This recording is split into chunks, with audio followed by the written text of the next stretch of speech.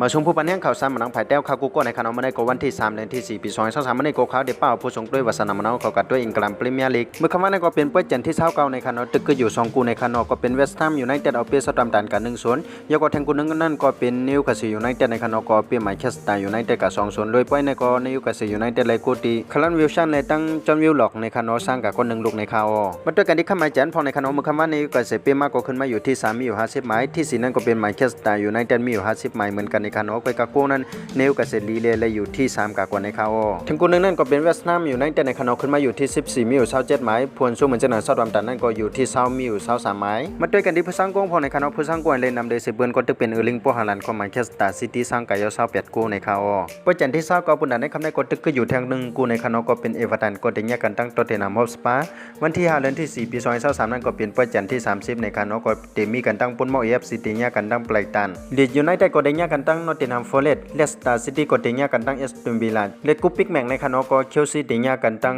ลิเวอร์พูลในข่าวว่าคณะเซนักมดก็มีจังหนังในขณะฉันจะว่าผู้ทรงด้วยวัฒนามนาวเขาเกี่ยวด้วยทรงด้วยลองข่าวสารมันนั่งภายใต้ในก็อย่าลืมนึกไล่นึกแชร์นึกติดตามมันพองในขณะกำในส่วนในกูข่าวย้อนสู่ปัญหาผู้ปัญญาข่าวสารมันนั่งภายใต้ใครอยู่ลิมีเงินทางลีคือเปิ้นกันกูก็กูควรเสกำข่าวข่าวสารมันนั่งภายใต้ใหม่สงค่า